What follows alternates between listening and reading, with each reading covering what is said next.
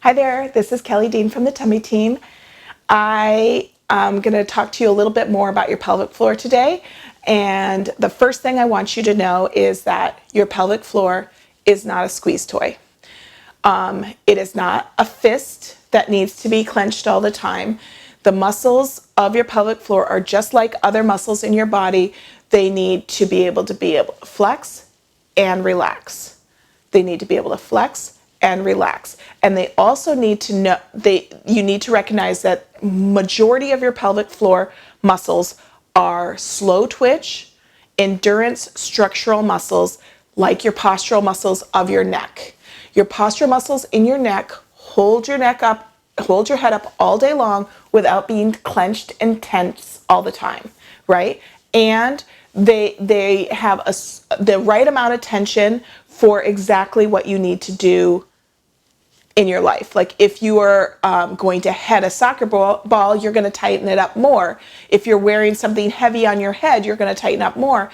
But in everyday life, there shouldn't be a lot of tension. And when there is a lot of tension, it usually means that we're out of alignment or we're using one side more than the other. Something's off. Similar thing going on in your pelvic floor. These are structural and postural muscles, and the muscles actually do more of this kind of lifting up. So there's the diaphragm, pelvic diaphragm, and then there's some diagonal muscles that help you move your body around and support the structures when you're moving in all these different positions. And then there's the outermost layer, which supports the sphincters, right? And some of the external structures of your pelvic floor. So when you think about a lot of times people are thinking that they need to squeeze down there, tighten down there, tighten down there, tighten down there.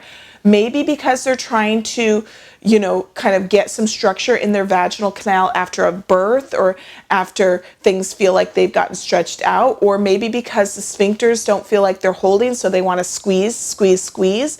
There's a lot of reasons, and there's a lot of encouragement to do Kegels, and I'm not anti-Kegel.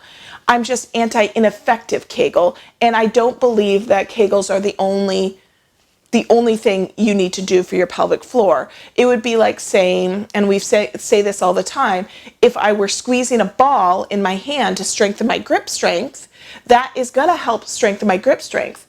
But if I don't also work on opening my hand and moving my fingers around, then I eventually will only be able to do this, and I won't be able to open my hand. I won't be able to actually open to grab that ball or grab anything else for that matter, because only the muscles that close will be tight, and we won't have that dexterity of all of the different functions of the muscle groups.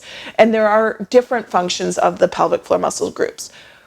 If you think about your vaginal canal, what often, if the muscles up here, the diaphragm is weak and the organs are falling down, then a lot of times that weight can come down and really change the structure and support system of the vaginal canal. So as we pull up and then work on coming in, and it's not squeezing, but working on coming up and in, then it changes the structure and the support of the vaginal canal, which also supports the walls where the bladder and the rectum kind of share those walls.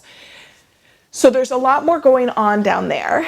And I think that a lot of us feel like if we have some dysfunction in our pelvic floor, we need to just be doing more Kegels. And we're instructed that way by our doctors, with well-meaning physical therapists. And there is a role of learning how to identify and isolate and activate some of those muscles. But the ultimate goal is not for those muscles to be clenched, squeezed, or gripped on a regular basis. That's actually not the function.